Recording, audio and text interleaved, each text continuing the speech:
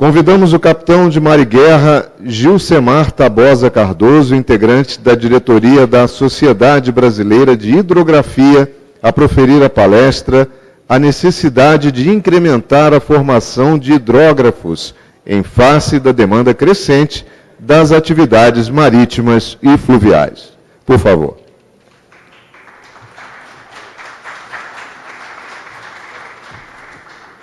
Bom dia, senhoras e senhores. Com a permissão do nosso diretor-presidente, almirante Paulo César, em nome de quem cumprimento os demais almirantes aqui presentes, menciono em especial o presidente da FEMAR, o almirante de esquadra Campos, que nos prestigia neste evento, e aos demais integrantes da audiência. A minha apresentação nasceu de uma conversa com o nosso diretor-presidente, que foi sobre um diagnóstico, um panorama que a The Hydrographic Society of America, a TSOA, traçou sobre a hidrografia na América Latina. E esse panorama tem se modificado pouco, ele permanece bastante atual.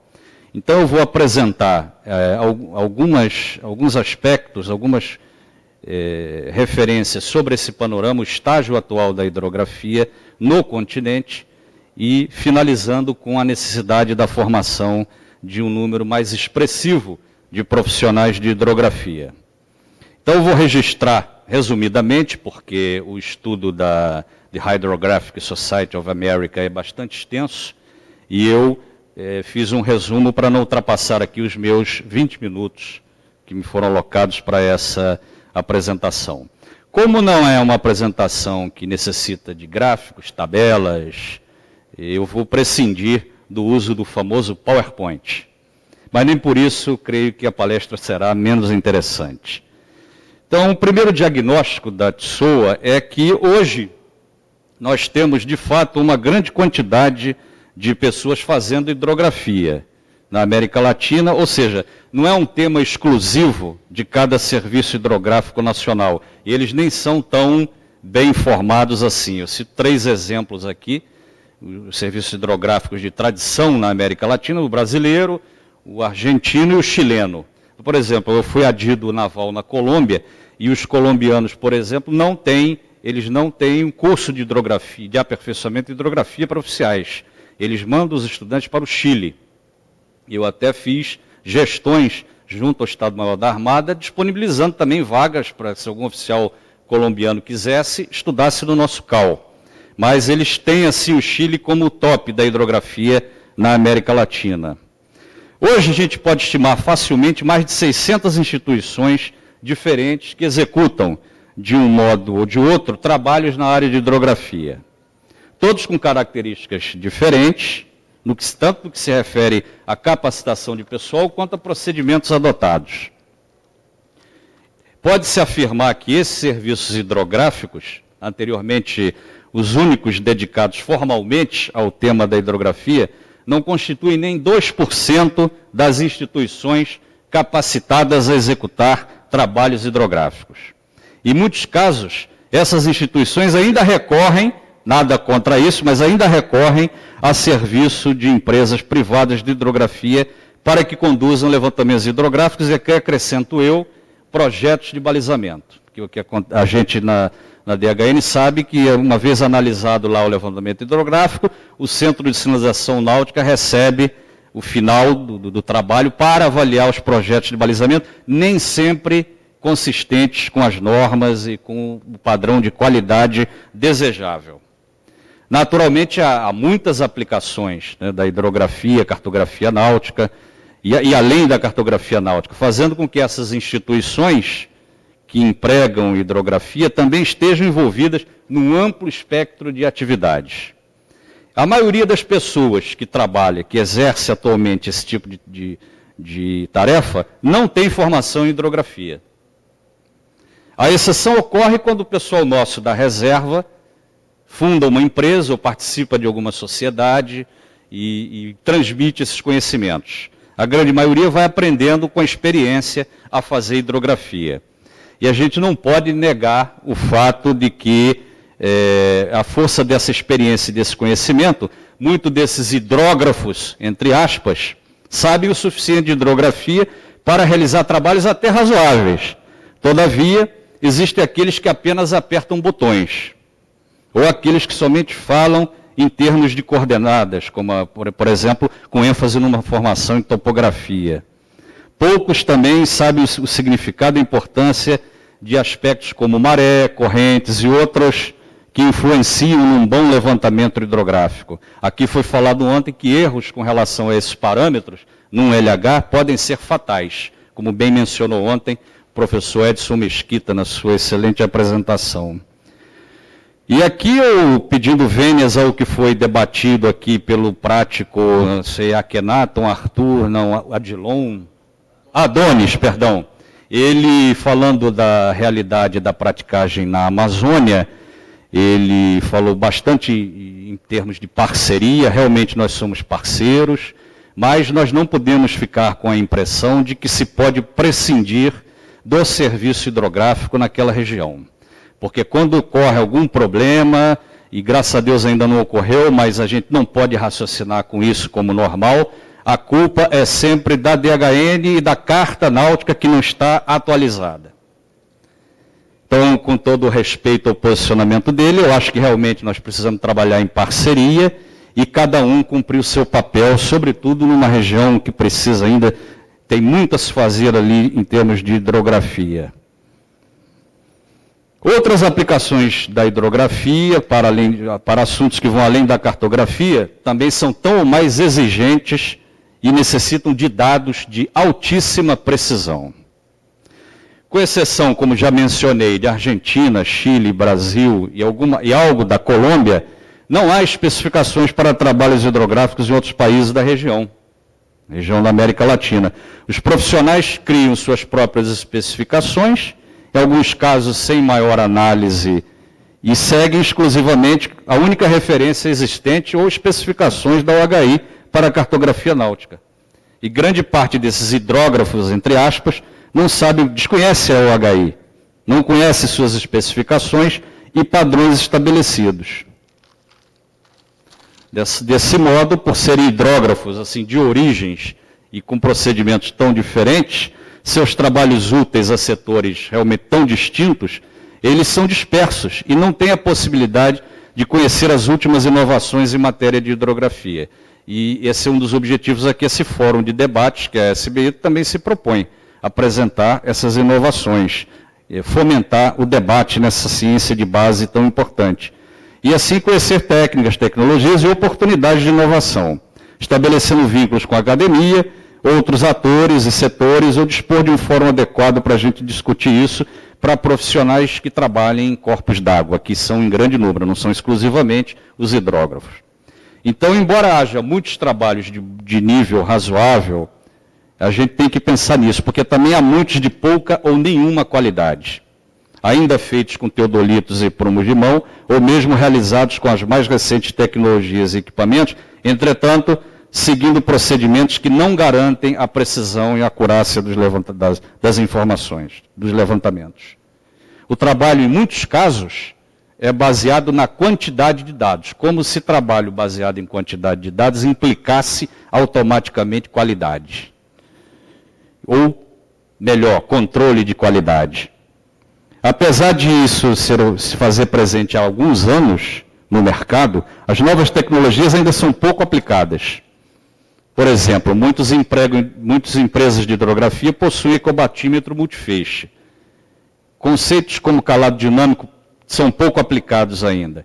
E alguns alegam que o preço dos equipamentos é muito caro, mas de fato hidrografia para se garantir a qualidade de trabalho, não é uma tarefa barata. Os equipamentos são caros realmente. Além disso, a TSOA informa que há também uma pressão, obviamente, a visão econômica do lucro, há uma pressão para que se executem trabalhos com o menor custo possível. É natural que alguém com a visão mais econômica pense assim, mas a gente tem sempre que aliar essa visão econômica à visão de qualidade e de segurança da navegação. Então a hidrografia, senhoras e senhores, é um meio, ela não é um fim, e por essa razão, por ela ser um meio, ela tende a ser subestimada.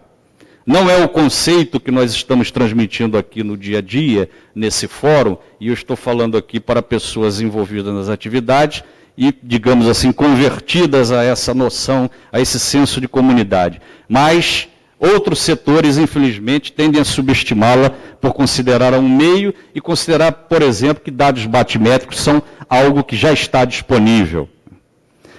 E aqui eu vou citar um trecho que a pessoa aborda sobre os nossos amigos oceanógrafos. Ela dá o exemplo de, por exemplo, um oceanógrafo, para executar um modelo hidrodinâmico, ele não pode prescindir da batimetria e os resultados do modelo podem mudar significativamente se houver mudanças de batimetria. Mas como o conhecimento deles se baseia em hidrodinâmica, eles dão por certo que os dados hidrográficos estarão disponíveis. Ou, às vezes, não os consideram parte tão relevante de seu trabalho. Na América Latina, com exceção dessas marinhas de países que eu citei, não existe escola de formação de hidrógrafos para as categorias Alfa e Bravo. Portanto, ela vai sendo aprendida na prática, sem a capacitação oferecida por um centro de formação, como ocorre no Serviço Hidrográfico Brasileiro, com nossos cursos de aperfeiçoamento para oficiais e praças. Não há regulamentação nos países latino-americanos para o exercício de hidrografia, então qualquer um, de repente, pode fazer qualquer coisa e chamar de trabalho hidrográfico, e aí a OHI dispõe de importante norma a esse respeito, mas ela é pouco consultada. Então, exceto esforços isolados e muito pontuais, faltam esses fóruns ou instâncias de debate onde a gente possa aprender sobre essas últimas tecnologias.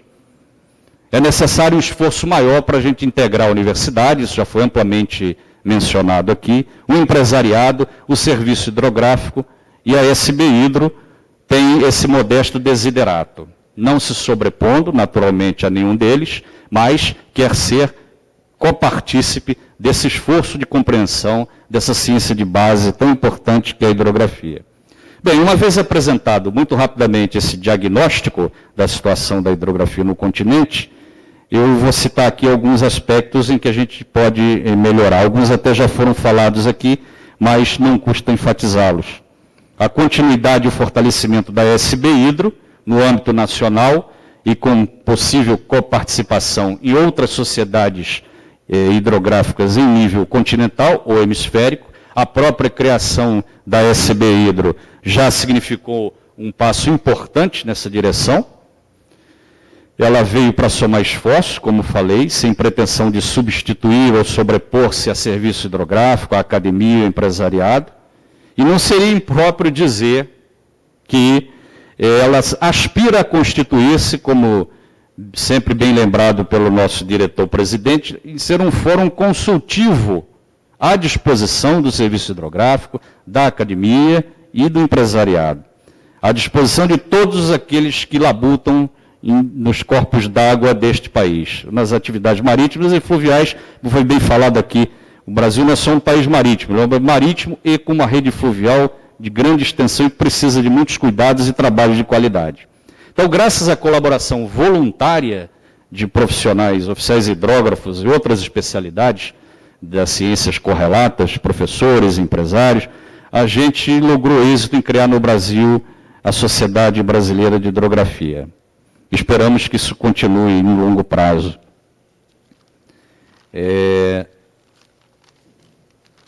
O peso específico hoje da hidrografia, falando de atores que a gente pode somar esforços, eu cito a autoridade portuária. Foi falado aqui ontem por um prático, agora não me recordo o nome, de Paranaguá, que o ideal seria que realmente nós tivéssemos hidrógrafos nas autoridades portuárias, as pessoas formadas em hidrografia. Mas para isso a gente precisa ampliar muito o leque de formação, ou seja, não concentrar essa formação de base, de qualidade, somente nos serviços hidrográficos, formando profissionais civis.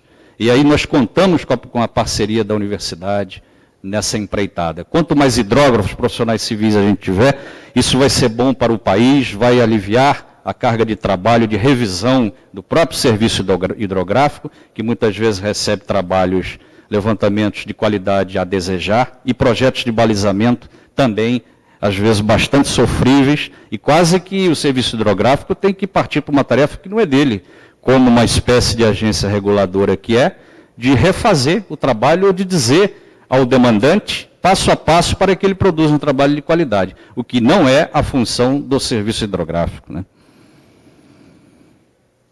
Por último, não menos importante, o foco da SB Hidro é uma bandeira nossa, isso é um consenso hoje da Sociedade Brasileira de Hidrografia, é incrementar a formação do profissional hidrógrafo.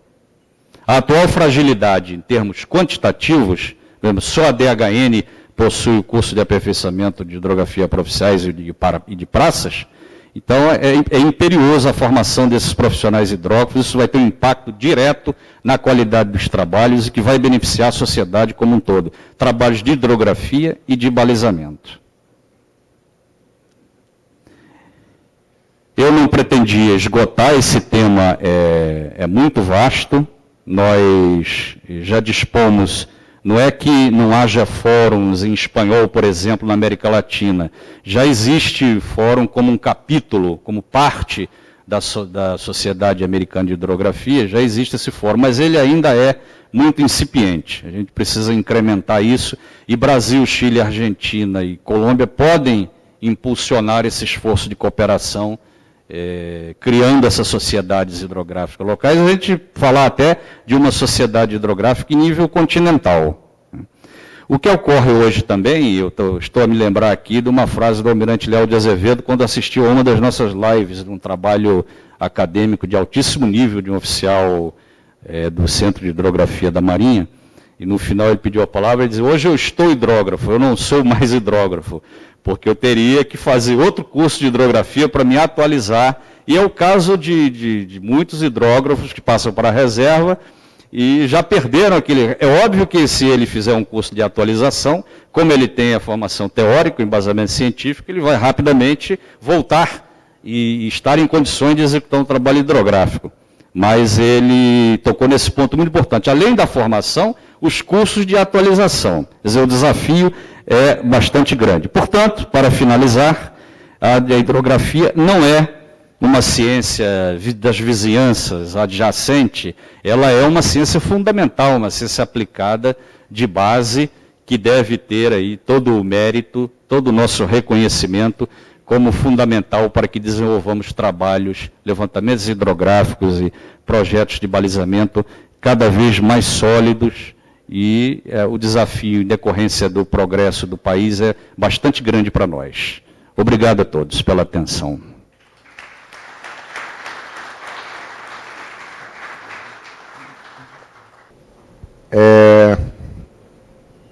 A pergunta é: o ensino, mais as teorias, mais a prática contínua, não sei se eu estou conseguindo entender perfeitamente, mas acho que é isso. O ensino, mais a teoria, mais a prática, tem que ser contínua. É isso? Obrigado. Sim, esse é o fio condutor dos currículos dos nossos cursos de aperfeiçoamento. A gente dá um peso importante para a teoria, porque sem a teoria a gente não consegue, sem os fundamentos científicos, uma vez que eles sejam sólidos e bem ensinados, não é difícil aprender uma novidade tecnológica. Então a gente precisa fomentar isso nos nossos cursos de aperfeiçoamento. Às vezes ocorre uma defasagem, porque a evolução tecnológica ela é tão acelerada que no momento em que eu estou realizando um curso, sendo instrutor, e o aluno está aprendendo, ele mesmo na internet consegue captar equipamentos que já estão um passo à frente daquilo que está sendo avaliado, explanado em sala de aula. Mas é fundamental que ele compreenda e saiba justamente perceber esse descompasso e não avaliar isso como algo negativo. Ao contrário, até trazer sugestões de aperfeiçoamento dos próprios conteúdos programáticos dos cursos. Mas ela deve ser uma formação contínua e preocupada com isso. A gente está saindo de uma fase em que o aluno é simplesmente um espectador, para ele ser também um debatedor, alguém que vai propor também soluções. E o mestre, um condutor, um orientador, e não simplesmente um transmissor de conhecimentos teóricos. E não é proibido que esse aluno traga essas inovações, uma vez que ele perceba que há um descompasso em razão da evolução tecnológica entre aquilo que está sendo ensinado em sala de aula e aquilo que ele está na prática, às vezes até na prática já realizando. A próxima pergunta é do capitão de Mar e Guerra, Frederico. Ele pergunta: creio que o reconhecimento da profissão de hidrógrafo constitui justa, não sei se eu estou conseguindo, fator de força para a implementação do curso de formação e atualização. Muito obrigado. Então, a profissão de hidrógrafo já é formalizada? É isso que o senhor pergunta? Exato, obrigado. Não, para o pessoal civil, não. Eu até gostaria muito de ouvir, ainda hoje, as opiniões do professor Marcelo Sperli, parece que um professor da Universidade de Viçosa, que é uma universidade que me parece tem alguns módulos do que seria um curso de hidrografia. Mas o esforço hoje da SB Hidro, eu diria que esse é o farol nosso, regularizar um curso de hidrografia nas universidades, de modo a que nós tenhamos profissionais civis. Eles até participam do curso de aperfeiçoamento na DHN, no meu curso em 94, vejam lá os senhores quanto tempo tem isso, já havia 2 civis, um sobrinho do falecido comandante Penido e um outro engenheiro civil. Às vezes a DHN abre essa chance de formar civis, praças e oficiais. Mas o ideal não é isso. O ideal é que não é que o serviço hidrográfico deva parar de formar, até porque ele tem expertise, tem uma longa tradição nisso. O Estado brasileiro faz esse tipo de serviço justamente porque a iniciativa privada não acompanha. Então o Estado tem que fazer, mas na minha opinião, aqui muito particular, a iniciativa privada é um parceiro importante. E para isso, para a gente ampliar o leque de profissionais civis formados em hidrografia para essas empresas, a gente tem que regularizar a profissão. Isso depende de currículo, depende de carga horária, isso está em estudo já há algum tempo pela Sociedade Brasileira de Hidrografia, e nós temos muita esperança de conseguir isso, de tornar o curso de hidrografia tão atraente quanto um curso de geofísica, de meteorologia, de oceanografia. Perfeito, temos uma pergunta a mais chegando. A pergunta é do comandante Breiner. Em virtude das demandas crescentes da hidrografia, não seria possível inovar em certificar empresas para analisar LH, CAT-B, inicialmente como outrora DPC delegou para as sociedades classificadoras algumas inspeções? Acho que foi isso, me desculpe se eu não... Terminou? O comandante Breiner, meu prezado amigo, a minha palestra foi eminentemente teórica e eu também sofro as consequências de ser um oficial hidrógrafo sem as necessárias informações atualizadas algumas vezes sobre essa questão. É uma pergunta bastante específica e eu queria pedir a ajuda do comandante Magno para responder essa pergunta, porque ele é um oficial que comandou o Centro de Hidrografia da Marinha, tem uma experiência enorme na Amazônia, e acho que ele vai poder responder mais satisfatoriamente a sua pergunta. Comandante Breiner, a questão de se fazer levantamentos, ela advém, o controle realizado pelo Centro de Hidrografia em nome da DHN, advém do Decreto-Lei 243, onde todo corpo d'água deve ser, qualquer levantamento que se faça, ele pertence à União, digamos assim, né? Como é o aerolevantamento, onde é o Ministério da Defesa que autoriza. Então a questão do categoria Bravo, que são aqueles levantamentos que não têm o interesse de atualização de cartografar, ou fazer atualização cartográfica, eles são armazenados na DHN, no Centro de Hidrografia, meramente por conta do decreto-lei, que diz que o Estado tem o poder de todos os dados levantados em área, corpo d'água no Brasil. Os de categoria são analisados porque tem esse propósito de atualização cartográfica, onde se verifica se todos aqueles dados eles têm aquelas características necessárias e para se atribuir a qualidade que se coloca como informação na carta náutica, ou o CATIZOC, ou o diagrama de levantamento. Então, essa questão de ter uma terceirização, vamos dizer assim, da análise, me parece oportuna para, como já foi discutido aqui várias vezes, para a autoridade portuária, verificar de antemão a qualidade daquele serviço que está sendo contratado. Mas por parte da Marinha, no caso de diretoria de hidrografia, não há essa intenção e nem a motivação é fundamentada no Decreto-Lei 243. Perfeito. Então, vamos à última pergunta, que é do senhor Luiz Machado. Por que não ampliar o CAL e colocar civis? Bom, civis já pelo menos podiam fazer o CAL. Na nossa época, nós fizemos o curso juntos, meu amigo de turma, Luiz Machado, atualmente trabalhando nessa área de hidrografia, havia 2 civis. Aí entra a questão de vaga estabelecida pela própria Marinha.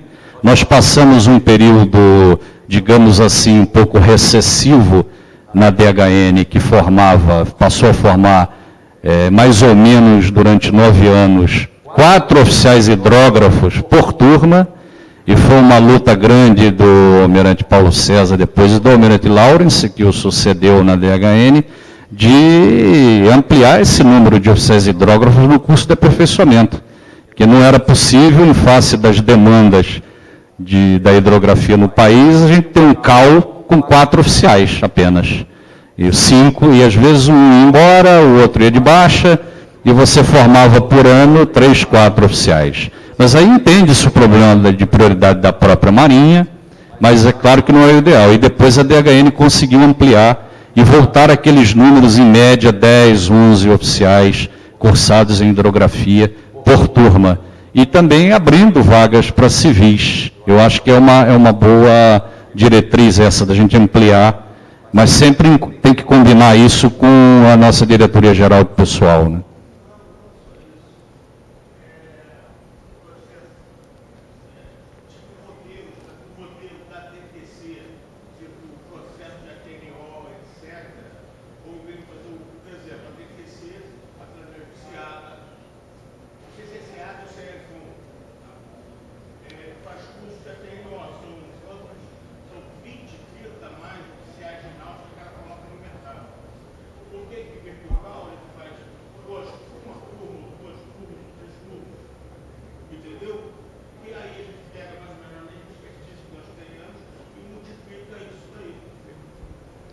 O que ocorre é que o serviço hidrográfico, a preocupação dele com a segurança, mas não é tanta preocupação dele ampliar o número de profissionais oficiais mas ampliar o número de profissionais civis. Essa é uma bandeira da SB Hidro.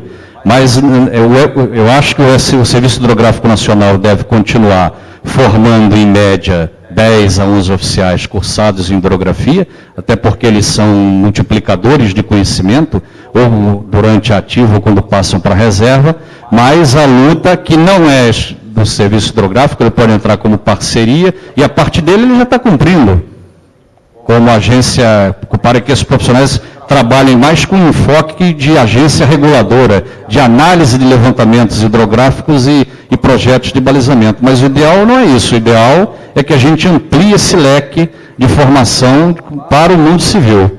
Todos se beneficiarão com isso. O serviço hidrográfico vai ter demanda mais compatível com a sua quantidade de pessoal, vai se evitar retrabalho de análise de LHs e projetos de balizamento que muitas vezes chegam deficientes, em razão da pressa e da necessidade econômica com que se fazem determinados trabalhos, e ampliando dessa maneira a qualidade em geral de trabalhos que a gente vai ter aí que fazer.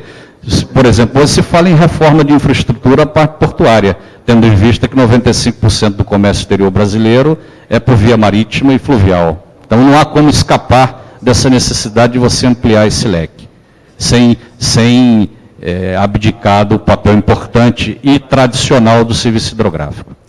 Perfeito. Agradecemos a todas as perguntas formuladas, especialmente ao capitão de Mar e Guerra, Gilcemar Tabosa Cardoso, mais uma vez, a quem eu peço uma salva de palmas pela palestra.